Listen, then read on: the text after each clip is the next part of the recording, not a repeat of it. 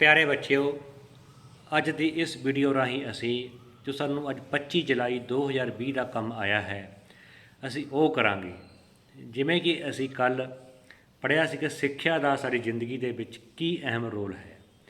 ਇੱਕ ਸਿੱਖਿਅਤ ਵਿਅਕਤੀ ਹੀ ਸਿੱਖਿਅਤ ਦੇਸ਼ ਦੇ ਨਾਲ ਹੀ ਦੇਸ਼ ਦਾ ਰਾਸ਼ਟਰੀ ਆਮਦਨ ਵਿੱਚ ਵਾਧਾ ਹੋ ਸਕਦਾ ਹੈ ਅਤੇ ਦੇਸ਼ ਦਾ ਵਿਕਾਸ ਹੋ ਸਕਦਾ ਹੈ। ਅਸੀਂ ਕੱਲ੍ਹ ਇਹ ਪੜ੍ਹਿਆ ਸੀ ਅਤੇ ਉਹਦੇ ਨਾਲ ਹੀ ਜਨਸੰਖਿਆ ਦੀ ਗੁਣਵੱਤਾ ਅਰਥ ਵਿਵਸਥਾ ਦੇ ਵਾਧੇ ਦੀ ਦਰ ਨੂੰ ਨਿਰਧਾਰਿਤ ਕਰਦੀ ਹੈ। ਪੜ੍ਹੀ ਲਿਖੀ ਜਨਸੰਖਿਆ ਦੇਸ਼ ਦੀ ਸੰਪਤੀ ਹੈ ਅਤੇ ਅਨਪੜ੍ਹ ਅਤੇ ਗੈਰ ਸਿਹਤਮੰਦ ਜਨਸੰਖਿਆ ਅਰਥ ਵਿਵਸਥਾ ਲਈ ਦੇਣਦਾਰੀ ਹੈ। ਪੜ੍ਹੇ ਲਿਖੇ ਲੋਕ ਵਿਅਕਤੀ ਅਰਥ ਵਿਵਸਥਾ ਦੇ ਵਾਧੇ ਲਈ ਮਹੱਤਵਪੂਰਨ ਸਾਧਨ ਹਨ। ਇਹ ਨਵੀਆਂ ਇੱਛਾਵਾਂ ਪੈਦਾ ਕਰਦੇ ਹਨ ਅਤੇ ਜ਼ਿੰਦਗੀ ਦੇ ਮੁੱਲਾਂ ਨੂੰ ਵਿਕਸਿਤ ਕਰਦੇ ਹਨ। ਸਿੱਖਿਅਤ ਲੋਕ ਕੇਵਲ ਆਪਣੇ ਲਈ ਹੀ ਨਹੀਂ ਸਗੋਂ ਸਮੁੱਚੇ ਸਮਾਜ ਦੇ ਵਿਕਾਸ ਵਿੱਚ ਹਿੱਸਾ ਪਾਉਂਦੇ ਹਨ।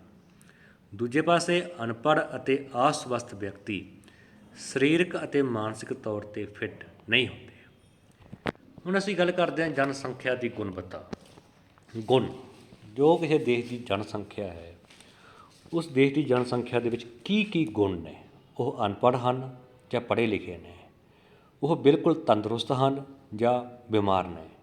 ਇਹ ਸਾਰਾ ਕੁਝ ਦੇਸ਼ ਦੀ ਅਰਥ ਵਿਵਸਥਾ ਦੇ ਜੋ ਦਰ ਹੈ, ਵਾਧਾ ਦਰ ਜਾਂ ਘਾਟਾ ਦਰ, ਦੋਨਾਂ ਨੂੰ ਪ੍ਰਭਾਵਿਤ ਕਰਦੇ ਹੈ। ਕਿਉਂਕਿ ਜੋ ਜਨਸੰਖਿਆ ਦੀ ਗੁਣਵੱਤਾ ਹੈ, ਇਹ ਇੱਕ ਮੁੱਖ ਕਾਰਨ ਹੈ ਕਿਸੇ ਵੀ ਦੇਸ਼ ਦਾ ਅਮੀਰ ਹੋਣਾ ਜਾਂ ਗਰੀਬ ਹੋਣਾ। ਜਨਸੰਖਿਆ ਦੀ ਗੁਣਵੱਤਾ ਅਰਥ ਵਿਵਸਥਾ ਦੇ ਵਾਧੇ ਦੀ ਦਰ ਨੂੰ ਨਿਰਧਾਰਿਤ ਕਰਦੀ ਹੈ। ਪੜ੍ਹੀ ਲਿਖੀ ਜਨਸੰਖਿਆ ਦੇਸ਼ ਦੀ ਸੰਪਤੀ ਹੈ। ਜੋ ਪੜ੍ਹੇ ਲਿਖੇ ਲੋਕ ਹਨ ਉਹ ਦੇਸ਼ ਦੇ ਇੱਕ ਰੋਲ ਮਾਡਲ, ਦੇਸ਼ ਦੇ ਲਈ ਇੱਕ ਪੂੰਜੀ ਹੁੰਦੇ ਹਨ। ਭਾਵ ਜੋ ਪੂੰਜੀ ਹੈ ਉਹ ਇਕੱਲਾ ਕਿਸੇ ਕਰੰਸੀ ਦੇ ਰੂਪ ਵਿੱਚ ਹੋਣਾ ਹੀ ਪੂੰਜੀ ਨਹੀਂ ਕਹਿ ਸਕਦੇ। ਕਿਸੇ ਵਿਅਕਤੀ ਜੋ ਪੈਸਾ ਹੈ, ਪੈਸਾ ਅਤੇ ਸਾਡਾ, ਅਸੀਂ ਪੜ੍ਹੇ ਲਿਖੇ ਹਾਂ, ਅਸੀਂ ਦਿਮਾਗੀ ਤੌਰ 'ਤੇ ਫਿੱਟ ਹਾਂ, ਅਸੀਂ ਸਰੀਰਕ ਪੱਖੋਂ ਫਿੱਟ ਹਾਂ, ਤਾਂ ਅਸੀਂ ਪੈਸਾ ਤਾਂ ਆਪਣੀ ਦਿਮਾਗ ਦੀ ਵਰਤੋਂ ਨਾਲ, ਆਪਣੇ ਗੁਣਾਂ ਨਾਲ ਜਿੰਨਾ ਮਰਜ਼ੀ ਕਮਾ ਲੈਂਦੇ ਹਾਂ। ਕਿਸੇ ਵਿਅਕਤੀ ਦੇ ਕੋਲ ਇਕੱਲੇ ਕਰੰਸੀ ਦਾ ਹੋਣਾ, ਕਿਸੇ ਵਿਅਕਤੀ ਦੇ ਕੋਲ 2-2 ਹਜ਼ਾਰ ਦੇ ਨੋਟ ਹੋਣਾ ਹੀ ਉਸ ਦੀ ਅਮੀਰੀ ਦਾ, ਉਸ ਦਾ ਆਰਥਿਕ ਤੌਰ 'ਤੇ ਅਸੀਂ ਅਮੀਰ ਨਹੀਂ ਕਹਿ ਸਕਦੇ। ਕਿਉਂਕਿ ਜਨਸੰਖਿਆ ਦੀ ਜੋ ਗੁਣਵੱਤਾ ਹੈ, ਗੁਣ ਹਨ, ਸਭ ਤੋਂ ਮੇਨ ਤਾਂ ਉਹ ਚੀਜ਼ ਹੈ। ਪੜ੍ਹੀ ਲਿਖੀ ਜਨਸੰਖਿਆ ਦੇਸ਼ ਦੀ ਸੰਪਤੀ ਹੈ। ਜੋ ਪੜ੍ਹੇ ਲਿਖੇ ਲੋਕ ਹਨ ਉਹ ਦੇਸ਼ ਦੀ ਪੂੰਜੀ ਹਨ ਅਤੇ ਅਨਪੜ੍ਹ ਅਤੇ ਗੈਰ ਸਿਹਤਮੰਦ ਜਨਸੰਖਿਆ ਅਰਥ ਵਿਵਸਥਾ ਲਈ ਦੇਣਦਾਰੀ ਹਨ।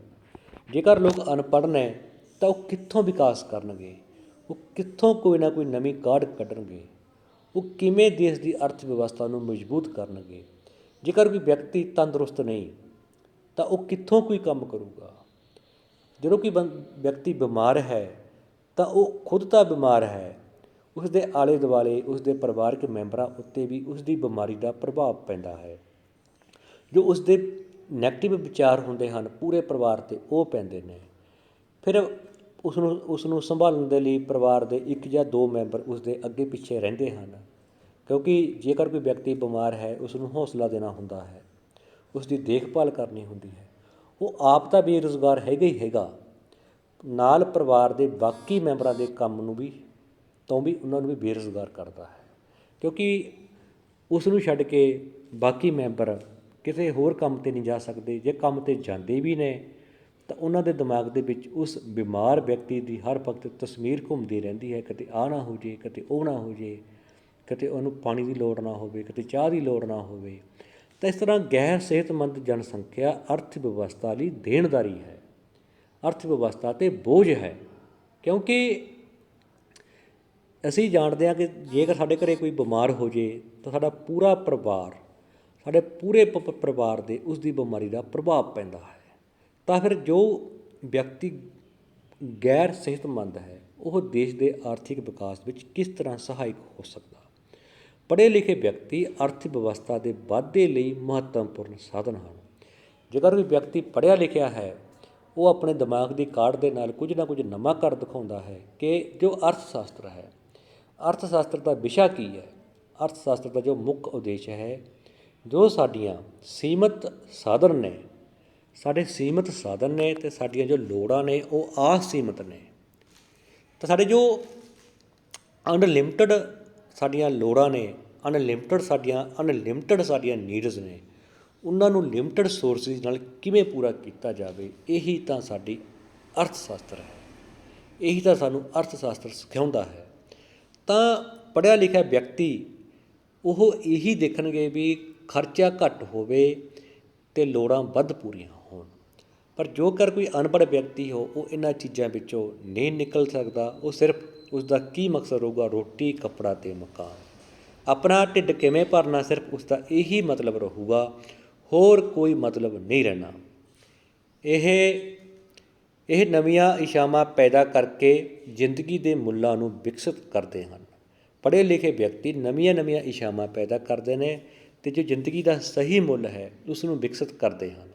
ਸਿੱਖਿਅਤ ਲੋਕ ਕੇਵਲ ਆਪਣੇ ਲਈ ਹੀ ਨਹੀਂ, ਸਗੋਂ ਸਮੁੱਚੇ ਸਮਾਜ ਦੇ ਵਿਕਾਸ ਵਿੱਚ ਹਿੱਸਾ ਪਾਉਂਦੇ ਹਨ। ਤੁਸੀਂ ਦੇਖ ਸਕਦੇ ਹੋ ਇਸ ਮਹਾਂਮਾਰੀ ਦੇ ਦੌਰਾਨ ਸਾਰੇ ਵਿਦਿਆਰਥੀ ਆਪਣੇ ਘਰੇ ਗੂਗਲ ਰਾਹੀਂ, ਯੂਟਿਊਬ ਰਾਹੀਂ ਪੜ੍ਹ ਰਹੇ ਹੋ, ਤੁਸੀਂ ਫਿਰ ਜ਼ੂਮ ਐਪ ਰਾਹੀਂ ਪੜ੍ਹ ਰਹੇ ਹੋ। ਤਾਂ ਇਹ ਸਾਰਾ ਕੁਝ, ਇਹ ਕਾਢਾਂ ਕਿਹਨੇ ਕੱਢੀਆਂ? ਪੜ੍ਹੇ ਲਿਖੇ ਵਿਅਕਤੀ ਨੇ ਕੀਤਾ।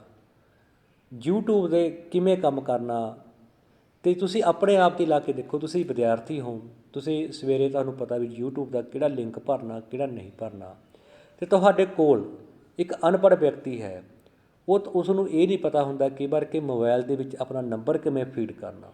ਉਹ ਵੀ ਇੱਕ ਜਿਸ ਤੋਂ ਉਹਨੂੰ ਪਤਾ ਹੁੰਦਾ ਵੀ ਪੜ੍ਹਿਆ ਹੋਇਆ, ਤਾਂ ਉਸ ਨੂੰ ਕਹਿਣਾ ਵੀ ਮੇਰਾ ਪੁੱਤ, ਬੇਟਾ ਮੇਰਾ ਆਹ ਨੰਬਰ ਸੇਵ ਕਰ ਦੇ ਅਤੇ ਇਸ ਦੇ ਉੱਤੇ ਆਹ ਨਿਸ਼ਾਨੀ ਜੀ ਰੱਖ ਦੇ।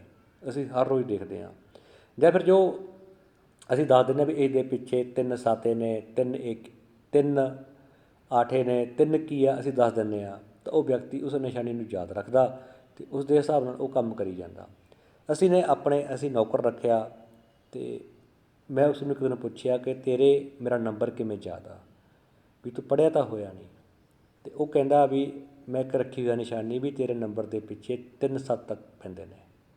ਤਾਂ ਦੇਖੋ, ਜੋ ਇੱਕ ਪੜ੍ਹਿਆ ਲਿਖਿਆ ਵਿਅਕਤੀ ਉਸ ਨੂੰ ਅਜਿਹਾ ਨਿਸ਼ਾਨੀਆਂ ਰੱਖਣ ਦੀ ਲੋੜ ਨਹੀਂ। ਉਹ ਨੰਬਰ ਭਰਦਾ ਹੈ ਅਤੇ ਨੰਬਰ ਆ ਜਾਂਦਾ ਅਤੇ ਡਾਇਲ ਕਰਕੇ ਗੱਲ ਕਰ ਲੈਂਦਾ। ਤੁਸੀਂ ਹੁਣ ਯੂਟਿਊਬ 'ਤੇ, ਜ਼ੂਮ ਐਪ 'ਤੇ ਪੜ੍ਹ ਰਹੇ ਹੋ, ਅਤੇ ਇਹ ਸਾਰਾ ਕੁਝ ਕਿਹਨੇ ਬਣਾਇਆ? ਪੜ੍ਹੇ ਲਿਖੇ ਲੋਕਾਂ ਨੇ। ਉਹਨਾਂ ਨੇ ਪਹਿਲਾਂ ਆਪਣੇ ਲਈ, ਆਪਣੀ ਸਹੂਲਤ ਲਈ ਬਣਾਇਆ ਵੀ ਕਿ ਮੈਂ ਇਹ ਕੰਮ ਕਰ ਸਕਾਂ। ਫਿਰ ਉਹਨੇ ਦੇਖਿਆ ਵੀ ਇਸ ਦੇ ਨਾਲ ਹੋਰ ਲੋਕਾਂ ਦਾ ਵੀ ਫਾਇਦਾ ਹੋ ਸਕਦਾ, ਤਾਂ ਉਹਨਾਂ ਨੇ ਇਹ ਫਾਇਦਾ ਹੋਰ ਲੋਕਾਂ ਤੱਕ ਪਹੁੰਚਾਇਆ। ਮੈਂ ਇਹ ਵੀਡੀਓ ਸ਼ੁਰੂ ਵਿੱਚ ਸਿਰਫ ਜੋ ਮੇਰੇ ਸਕੂਲ ਦੇ ਵਿਦਿਆਰਥੀ ਸੀ, ਮੈਂ ਉਹਨਾਂ ਦੇ ਲਈ ਬਣਾਉਣੀਆਂ ਸ਼ੁਰੂ ਕੀਤੀਆਂ ਸਨ।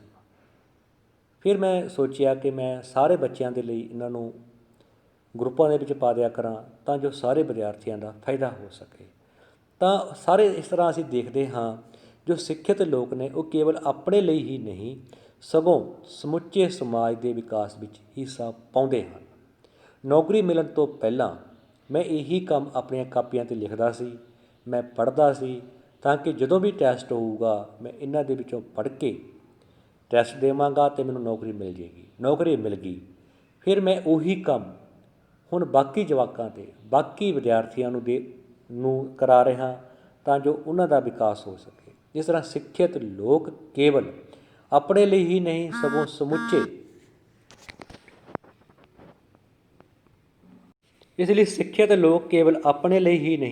ਸਮੁੱਚੇ ਸਮਾਜ ਦੇ ਵਿਕਾਸ ਵਿੱਚ ਹਿੱਸਾ ਪਾਉਂਦੇ ਹਨ।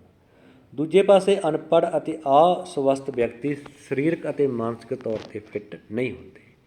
ਇਸ ਤਰ੍ਹਾਂ ਅਸੀਂ ਸਿੱਖਿਆ ਅਤੇ ਸਿਹਤ ਬਾਰੇ ਪੜ੍ਹਿਆ। ਕੁਐਸਚਨ ਆਨਸਰ ਹਨ। ਅਰਥ ਵਿਵਸਥਾ ਦੇ ਵਾਧੇ ਦੀ ਦਰ ਨੂੰ ਕੌਣ ਨਿਰਧਾਰਤ ਕਰਦਾ ਹੈ? ਜਨਸੰਖਿਆ ਦੀ ਗੁਣਵੱਤਾ। ਨਵੀਆਂ ਇੱਛਾਵਾਂ ਅਤੇ ਜ਼ਿੰਦਗੀ ਦੇ ਮੁੱਲਾਂ ਨੂੰ ਵਿਕਸਿਤ ਕੌਣ ਕਰਦੇ ਹਨ? ਪੜ੍ਹੇ ਲਿਖੇ ਲੋਕ। ਖਾਲੀ ਥਾਂ ਜਨਸੰਖਿਆ ਦੇਸ਼ ਦੀ ਸੰਪੱਤੀ ਹੈ।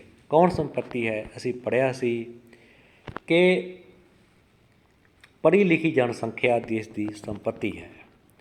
ਜਨਸੰਖਿਆ ਦੀ ਗੁਣਵੱਤਾ ਅਰਥ ਵਿਵਸਥਾ ਦੇ ਵਿਕਾਸ ਨੂੰ, ਜਨਸੰਖਿਆ ਦੀ ਗੁਣਵੱਤਾ ਅਰਥ ਵਿਵਸਥਾ ਦੇ ਵਾਧੇ ਦੀ ਦਰ ਨੂੰ ਨਿਰਧਾਰਿਤ ਕਰਦੀ ਹੈ।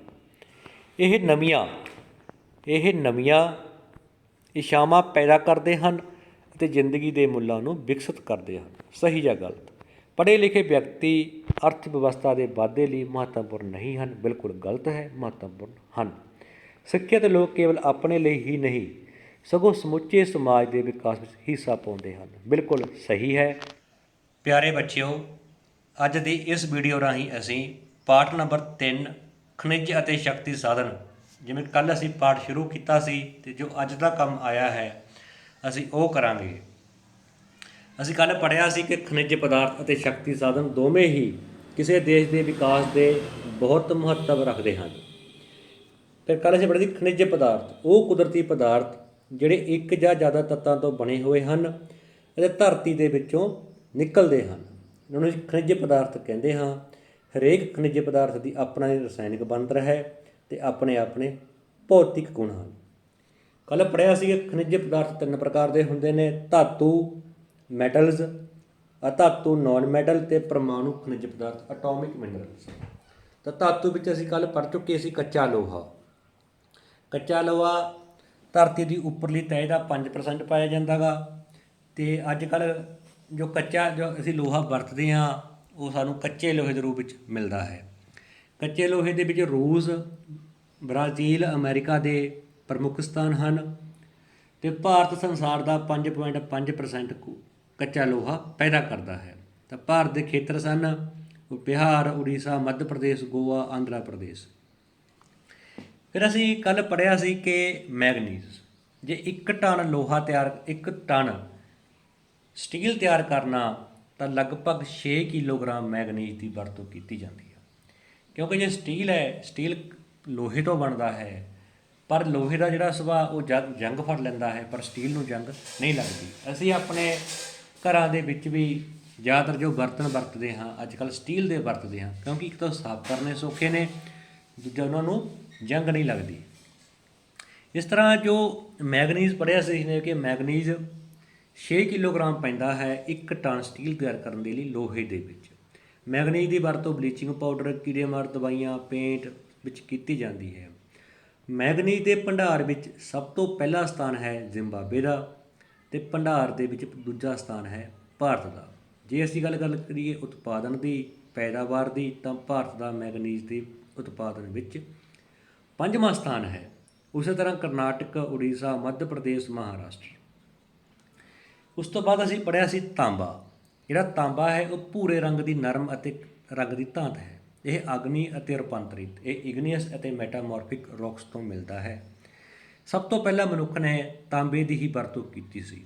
ਤਾਂਬੇ ਨੂੰ ਜੇਕਰ ਤਾਂਬੇ ਨੂੰ ਟਿਨ ਨਾਲ ਮਿਲਾ ਦਿੱਤਾ ਜਾਵੇ ਤਾਂ ਕਾਂਸਾ ਬਣ ਜਾਂਦਾ ਹੈ, ਜੋ ਕਿ ਮਜ਼ਬੂਤ ਧਾਤ ਹੈ।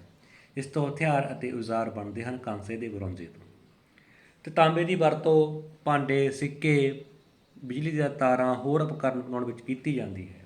ਤਾਂ ਤਾਂਬੇ ਦੇ ਭੰਡਾਰ ਕਿਹੜੇ ਸੀ? ਝਾਰਖੰਡ ਦਾ ਸਿੰਘਭੂਮ ਸੀ, ਮੱਧ ਪ੍ਰਦੇਸ਼ ਦਾ ਬਾਲਘਾਟ, ਅਤੇ ਜੋ ਸਾਡਾ ਰਾਜਸਥਾਨ ਦਾ ਝੁੰਝੁਨੂ ਅਤੇ ਅਲਵਰ ਜ਼ਿਲ੍ਹਾ, ਇੱਥੋਂ ਤਾਂਬਾ ਜ਼ਿਆਦਾ ਮਿਲਦਾ ਹੈ।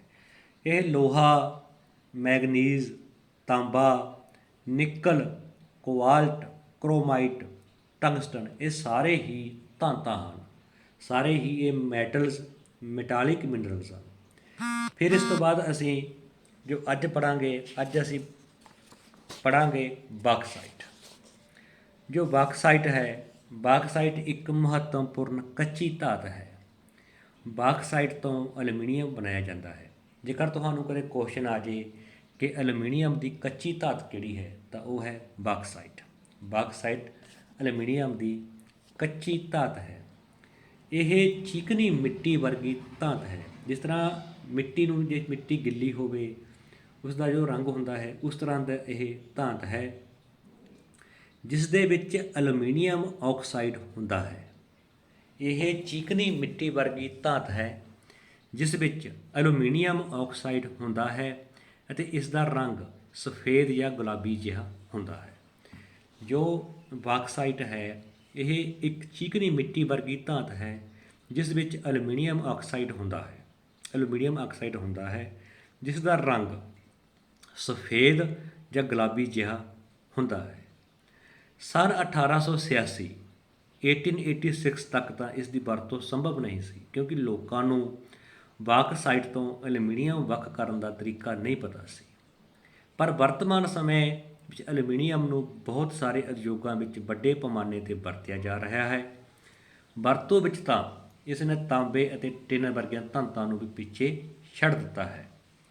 ਇਸ ਦੀ ਮੁੱਖ ਵਰਤੋਂ ਜੋ ਇਸ ਦੀ ਵਰਤੋਂ ਹੁੰਦੀ ਹੈ ਉਹ ਬਰਤਨ, ਬਿਜਲੀ ਦੀਆਂ ਤਾਰਾਂ, ਕਿਉਂਕਿ ਜੋ ਐਲੂਮੀਨੀਅਮ ਹੈ ਉਹ ਬਿਜਲੀ ਦਾ ਸੁਚਾਲਕ ਹੈ, ਇਸ ਲਈ ਇਸ ਦੀਆਂ ਤਾਰਾਂ, ਮੋਟਰ ਕਾਰਾਂ। ਐਲੂਮੀਨੀਅਮ ਬਿਜਲੀ ਦਾ ਚਾਲਕ ਹੈ ਅਤੇ ਇਹ ਤਾਪ ਦਾ ਵੀ ਚਾਲਕ ਹੈ, ਭਾਵ ਛੇਤੀ ਗਰਮ ਹੁੰਦਾ। ਇਹ ਰੇਲ ਗੱਡੀਆਂ, ਸਮੁੰਦਰੀ ਜਹਾਜ਼, ਹਵਾਈ ਜਹਾਜ਼ ਆਦਿ ਬਣਾਉਣ ਵਿੱਚ ਕੀਤੀ ਜਾਂਦੀ ਹੈ। ਸੰਸਾਰ ਵਿੱਚ ਆਸਟ੍ਰੇਲੀਆ, ਜਮੈਕਾ, ਗਿਨੀਆ, ਰੂਸ ਅਤੇ ਅਮਰੀਕਾ ਆਦਿ ਵਿੱਚ ਇਹ ਮਿਲਦਾ ਹੈ। ਦੇਖੋ, ਅਮਰੀਕਾ ਅਤੇ ਰੂਸ ਵਿੱਚ ਹਰੇਕ ਖਣਿਜ ਪਦਾਰਥ ਮਿਲਦਾ ਹੈ, ਤਾਈਓ ਉਹ ਦੇਸ਼ ਅਮੀਰ ਹਨ। ਭਾਰਤ ਵਿੱਚ ਝਾਰਖੰਡ, ਛੱਤੀਸਗੜ੍ਹ, ਮੱਧ ਪ੍ਰਦੇਸ਼, ਉੜੀਸਾ, ਗੁਜਰਾਤ ਆਦਿ ਰਾਜਾਂ ਵਿੱਚ ਪਾਇਆ ਜਾਂਦਾ ਹੈ। ਭਾਰਤ ਵਿੱਚ ਬਾਕਸਾਈਟ ਦੀ ਜੋ ਪੈਦਾਵਾਰ ਹੈ ਉਹ ਜ਼ਿਆਦਾ ਨਹੀਂ ਹੈ। ਭਾਰਤ ਵਿੱਚ ਜਿਸ ਤਰ੍ਹਾਂ ਤਾਂਬੇ ਦੀ ਪੈਦਾਵਾਰ ਭਾਰਤ ਦੇ ਕੁਝ ਖੇਤਰ ਨੇ, ਉਸੇ ਤਰ੍ਹਾਂ ਬਾਕਸਾਈਟ ਦੀ ਪੈਦਾਵਾਰ ਭਾਰਤ ਵਿੱਚ ਕੋਈ ਜ਼ਿਆਦਾ ਨਹੀਂ ਹੁੰਦੀ। ਫਿਰ ਵੀ ਜੋ ਖੇਤਰ ਨੇ, ਅਸੀਂ ਪੜ੍ਹਿਆ ਕਿ ਝਾਰਖੰਡ, ਛੱਤੀਸਗੜ੍ਹ, ਮੱਧ ਪ੍ਰਦੇਸ਼, ਇਹ ਸਾਰੇ ਖੇਤਰ ਨੇ, ਰਾਜਸਥਾਨ, ਕੇਰਲ। ਜੇਕਰ ਤੁਹਾਨੂੰ ਕੁਐਸਚਨ ਆ ਜਾਏ ਕਿ ਭਾਰਤ ਦਾ ਸਭ ਤੋਂ ਵੱਧ ਬਾਕਸਾਈਟ ਕਿਹੜਾ ਰਾਜ ਪੈਦਾ ਕਰਦਾ, ਤਾਂ ਉਹ ਹੈ ਉੜੀਸਾ। ਉੜੀਸਾ ਸੰਸਾਰ ਦੀ ਸਭ ਤੋਂ ਵੱਧ ਬਾਕਸਾਈਟ ਪੈਦਾ ਕਰਦਾ ਹੈ।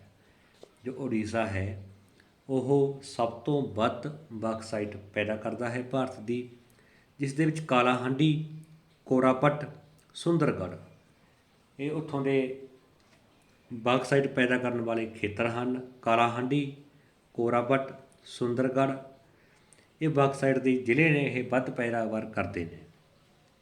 ਅਤੇ ਗੁਜਰਾਤ ਰਾਜ ਜੋ ਗੁਜਰਾਤ ਹੈ, ਹਾਂ, ਗੁਜਰਾਤ ਅਤੇ ਉੜੀਸਾ ਇੱਕ ਦੂਜੇ ਦੇ ਲਗਭਗ ਉਲਟ ਨੇ।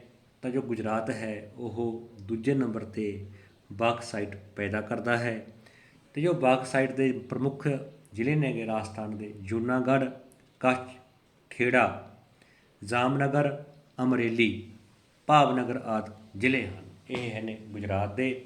ਇਹ ਸਾਰਾ ਮੈਂ 8ਵੀਂ ਕਲਾਸ ਦੀ ਜੋ ਕਿਤਾਬ ਹੈ ਉਸ ਵਿੱਚੋਂ ਤੁਹਾਨੂੰ ਪੜ੍ਹ ਕੇ ਦੱਸਿਆ ਹੈ, ਅਤੇ ਵਿਦਿਆਰਥੀਆਂ ਕੋਲ ਕਿਤਾਬਾਂ ਹੈਗੀਆਂ ਨੇ, ਉੱਥੋਂ ਪੜ੍ਹ ਸਕਦੇ ਨੇ। ਫਿਰ ਸੋਨਾ ਬਹੁਤ ਪੁਰਾਣੇ ਸਮੇਂ ਤੋਂ ਮਨੁੱਖ ਦੁਆਰਾ ਵਰਤਿਆ ਜਾ ਰਿਹਾ ਹੈ। ਇਸ ਦੀ ਚਮਕ ਅਤੇ ਰੰਗ ਕਰਕੇ ਇਹ ਇੱਕ ਬਹੁਤ ਹੀ ਦਿਲਖਿੱਚਵੀਂ ਧਾਤ ਹੈ। ਸੋਨਾ ਰੰਗ ਅਤੇ ਚਮਕ ਕਰਕੇ ਬਹੁਤ ਦਿਲਖਿੱਚਵੀਂ ਧਾਤੂ ਹੈ। ਇਸ ਤੋਂ ਕੀ ਬਣਦੇ ਨੇ? ਇਸ ਤੋਂ ਗਹਿਣੇ ਅਤੇ ਹੋਰ ਕੀਮਤੀ ਸਜਾਵਟੀ ਚੀਜ਼ਾਂ ਬਣਾਈਆਂ ਜਾਂਦੀਆਂ ਹਨ। ਇਸ ਤੋਂ ਗਹਿਣੇ ਵਗੈਰਾ ਬਣਦੀਆਂ ਹਨ। ਇਸ ਦੀ ਘੱਟ ਪੈਦਾਵਾਰ ਅਤੇ ਜ਼ਿਆਦਾ ਮੰਗ ਕਰਕੇ ਇਹ ਬਹੁਤ ਮਹਿੰਗੀ ਹੈ। ਪੈਦਾਵਾਰ ਘੱਟ ਹੁੰਦੀ ਹੈ ਅਤੇ ਮੰਗ ਜ਼ਿਆਦਾ ਹੈ। ਇਸ ਦੀ ਵਰਤੋਂ ਦੰਦਾਂ ਦੀ ਸਜਾਵਟ, ਸੋਨ ਪੱਤਰ ਚਾੜ੍ਹਨ ਜਾਂ ਕੁਝ ਦਵਾਈਆਂ ਆਦਿ ਵਿੱਚ ਵੀ ਕੀਤੀ ਜਾਂਦੀ ਹੈ, ਸੋਨਾ ਭਸਮ ਦੇ ਰੂਪ ਵਿੱਚ। ਸੰਸਾਰ ਦਾ ਸਭ ਤੋਂ ਵੱਧ ਸੋਨਾ ਪੈਦਾ ਕਰਨ ਵਾਲਾ ਦੇਸ਼ ਦੱਖਣੀ ਅਫਰੀਕਾ ਹੈ। ਤੁਹਾਨੂੰ ਮੈਂ ਇੱਕ ਮਾਈਂਡ ਮੈਪ ਬਣਾ ਕੇ ਦਿਖਾਊਂਗਾ। ਸਾਰੇ ਆਪਣਾ ਚੈਪਟਰ ਖਤਮ ਹੋ ਗਿਆ ਵੀ ਕਿਹੜਾ ਕਿੱਥੇ ਕੀ ਹੈ, ਕਿੱਥੇ ਕੀ ਆ। ਤਾਂ ਸਭ ਤੋਂ ਵੱਧ ਜਿਸ ਤਰ੍ਹਾਂ ਅਸੀਂ ਪੜ੍ਹਿਆ ਕਿ ਜੋ ਅਬਰਕ ਹੈ, ਜੋ ਅਸੀਂ ਪੜ੍ਹਿਆ ਸੀ ਕਿ ਮੈਗਨੀਜ਼ ਦੀ ਪੈਦਾਵਾਰ ਦੇ ਵਿੱਚ ਜ਼ਿੰਬਾਬਵੇ ਸਭ ਤੋਂ ਅੱਗੇ ਹੈ। ਅਤੇ ਇਸੇ ਤਰ੍ਹਾਂ ਜੋ ਸੋਨਾ ਹੈ, ਸੋਨੇ ਦੀ ਜੋ ਸਭ ਤੋਂ ਵੱਧ ਪੈਦਾਵਾਰ ਹੁੰਦੀ ਹੈ ਉਹ ਦੱਖਣੀ ਅਫਰੀਕਾ ਕਰਦਾ ਹੈ। ਦੇਖੋ ਕਿੰਨੀ ਸੋਹਣੀ ਗੱਲ ਆ ਕਿ ਦੱਖਣੀ ਅਫਰੀਕਾ ਦੇ ਰੁੱਖਾਂ ਦਾ ਰੰਗ ਕਾਲਾ ਹੈ ਅਤੇ ਜੋ ਸਭ ਤੋਂ ਦਿਲਖਿੱਚਵੀਂ ਚੀਜ਼ ਸੋਨਾ ਹੈ ਉਹ ਦੱਖਣੀ ਅਫਰੀਕਾ 'ਚ ਸਭ ਤੋਂ ਵੱਧ ਮਿਲਦੀ ਹੈ। ਇਹ ਤੁਹਾਨੂੰ ਯਾਦ ਕਰਨ ਦਾ ਤਰੀਕਾ ਦੱਸਿਆ ਕਿ ਕਾਲੇ ਲੋਕ ਨੇ ਅਤੇ ਸੋਨਾ ਚਮਕਵੀਂ ਚੀਜ਼ ਹੈ। ਅਤੇ ਉਹ ਕਹਾਵਤ ਹੈ ਕਿ ਹਰ ਚਮਕਦੀ ਚੀਜ਼ ਸੋਨਾ ਨਹੀਂ ਹੁੰਦੀ। ਉੱਥੇ ਬੇਸ਼ੱਕ ਭਾਵੇਂ ਲੋਕ ਕਾਲੇ ਰੰਗ ਦੇ ਨੇ, ਪਰ ਫਿਰ ਵੀ ਦੱਖਣੀ ਅਫਰੀਕਾ ਵਿੱਚ ਸੋਨਾ ਸਭ ਤੋਂ ਵੱਧ ਮਿਲਦਾ ਹੈ। ਇੱਕ ਯਾਦ ਕਰਨ ਦਾ ਤਰੀਕਾ ਹੈ ਅਤੇ ਕਿਸੇ ਨੂੰ ਠੇਸ ਪਹੁੰਚਾਉਣ ਲਈ ਨਹੀਂ ਕਿਹਾ ਗਿਆ। ਇਹ ਇਕੱਲਾ ਦੇਸ਼ ਹੀ ਸੰਸਾਰ ਦਾ ਲਗਭਗ 70% ਸੋਨਾ ਪੈਦਾ ਕਰ ਦਿੰਦਾ ਹੈ। ਦੇਖੋ, ਇਕੱਲਾ ਦੱਖਣੀ ਅਫਰੀਕਾ 70% ਸੋਨਾ ਪੈਦਾ ਕਰਦਾ ਹੈ। ਫਿਰ ਕਨੇਡਾ, ਜਾਪਾਨ, USA, ਆਸਟ੍ਰੇਲੀਆ, ਫਿਲਪਾਈਨਜ਼ ਇਹ ਵੱਖਰੇ ਦੇਸ਼ ਹਨ। ਜੇਕਰ ਤੁਹਾਨੂੰ ਕੁਐਸਚਨ ਹੈ ਕਿ ਸਭ ਤੋਂ ਵੱਧ ਸੋਨਾ ਕਿਹੜਾ ਦੇਸ਼ ਪੈਦਾ ਕਰਦਾ ਹੈ, ਤਾਂ ਉਹ ਪੈਦਾ ਕਰਦਾ ਹੈ ਦੱਖਣੀ ਅਫਰੀਕਾ। ਉਹ ਕਰਦਾ ਹੈ ਸਭ ਤੋਂ ਵੱਧ ਦੱਖਣੀ ਅਫਰੀਕਾ। ਜਿਸ ਤਰ੍ਹਾਂ ਅਸੀਂ ਕਿਹਾ ਸੀ ਬਾਕਸਾਈਟ ਭਾਰਤ ਵਿੱਚ ਸਭ ਤੋਂ ਵੱਧ ਉੜੀਸਾ ਪੈਦਾ ਕਰਦਾ ਹੈ, ਦੂਜੇ ਨੰਬਰ 'ਤੇ ਗੁਜਰਾਤ। ਇਸੇ ਤਰ੍ਹਾਂ ਜੋ ਸੋਨਾ ਹੈ, ਗੋਲਡ ਹੈ, ਸਭ ਤੋਂ ਵੱਧ ਦੱਖਣੀ ਅਫਰੀਕਾ ਦੇਸ਼ ਪੈਦਾ ਕਰਦਾ ਹੈ, ਜੋ ਸੰਸਾਰ ਦਾ ਲਗਭਗ 70% ਸੋਨਾ ਪੈਦਾ ਕਰਦਾ ਹੈ। ਇਸ ਤੋਂ ਬਾਅਦ ਕੈਨੇਡਾ, ਜਾਪਾਨ, USA, ਆਸਟ੍ਰੇਲੀਆ, ਫਿਲੀਪਾਈਨ ਅਤੇ ਘਾਨਾ ਵਰਗੇ ਦੇਸ਼ ਹਨ। ਸੋਨਾ ਸੰਸਾਰ ਦੇ ਲਗਭਗ ਹਰੇਕ ਦੇਸ਼ ਵਿੱਚੋਂ ਨਿਕਲਦਾ ਹੈ। ਹੇਠਾਂ ਇਸ ਦੇ ਕੁਐਸਚਨ ਆਨਸਰ ਅੰਗਰੇਜ਼ੀ ਅਤੇ ਪੰਜਾਬੀ ਦੋਹਾਂ ਹੀ ਮਾਧਿਅਮਾਂ ਵਿੱਚ ਕੀਤੇ ਹੋਏ ਹਨ, ਤਾਂ ਜੋ ਵਿਦਿਆਰਥੀ ਆਪਣਾ ਆਪਣਾ ਕੰਮ ਕਰ ਸਕਣ। ਧੰਨਵਾਦ।